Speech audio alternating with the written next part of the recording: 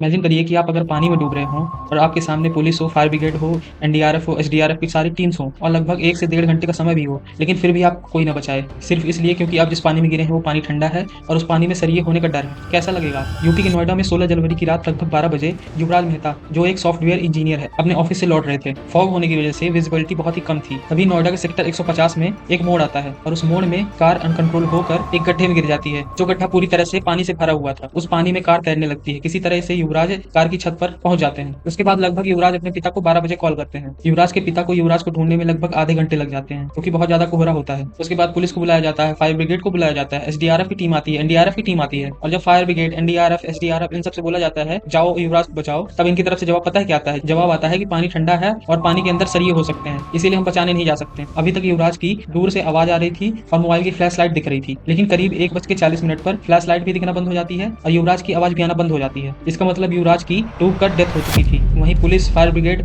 NDRF और SDRF के सामने 1:45 पर मोहिंदर नाम का एक डिलीवरी बॉय वहां से गुजर रहा होता है। और जब उस डिलीवरी बॉय को पता चलता है इस मामले के बारे में, तब वो जाकर हिम्मत दिखाता है और पानी में कूद जाता है। मतलब आधे एक घंटे से सारे अधिकारी, सारी टीम्स केवल तमाशा देख रही थी। वहीं एक आम आदमी, एक डिलीवरी बॉय युवराज की जान बचाने के लिए पानी में कूद जाता है, लेकिन तब तक बहुत देर हो चुकी होती है। 2 घंटे से वो तैर रहा था, बाहर लगा रहा था जो बचाओ बचाओ, लेकिन 2 घंटा था तो ये बचा सकता था कोई। मुझे समझ ही नहीं आ रहा है कि इनका सिस्टम क्या है। जब इनका काम ही है रेस्क्यू करना, तो इन्होंने रेस्क्यू क्यों नहीं किया? सिर्फ इसलिए क्योंकि ये पानी ठंडा था और पानी के अंदर सरिया हो सकता था। इनके पास एक छोटी बोट भी थी, लाइफ जैकेट्स भी थी, लेकिन फिर भी ये युवराज को नहीं बचा पाए। इनमें से किसी को भी प्रॉपर स्विमिंग नहीं आती थी। कोई मुझे ये समझाए कि ये रेस्क्यू टीम में कर क्या रहे हैं, किस बात की सैलरी ले रहे हैं ये लोग। मेरे हिसाब से पहली गलती है इंजीनियर्स की और बिल्डर्स की, जिन्होंने ऐसा गड्ढा खोदा। दूसरी बड़ी गलती है नोएडा अथॉरिटी की, क्योंकि 10 से 15 दिनों पहले ही एक यहाँ पर ट्रक का एक्सीडेंट हुआ था और उस केस में भी ड्राइवर को इसी डिलीवरी बॉय ने बचाया था। 10 से 15 दिनों पहले ही एक्सीडेंट हुआ था, लेकिन ना तो यहाँ पर कोई रिफ्लेक्टर लगाया गया, ना कोई साइन बोर्ड लगाया गया। और तीसरे सबसे बड़े जिम्मेदार हैं वहां पर मौजूद पुलिस अधिकारी, फायर ब्रिगेड, एसडीआरएफ और एनडीआरएफ की टीम्स, जिनके वहां पर मौजूद होते हुए भी, समय होने के बावजूद भी वो युवराज को नहीं बचा पाए। मैं तो चाहता हूँ कि जितने भी वहां पर अधिकारी थे, जितनी भी वहां पर टीम्स थी, सबको नौकरी से निकाला जाए और सबके ऊपर कार्रवाई की जाए।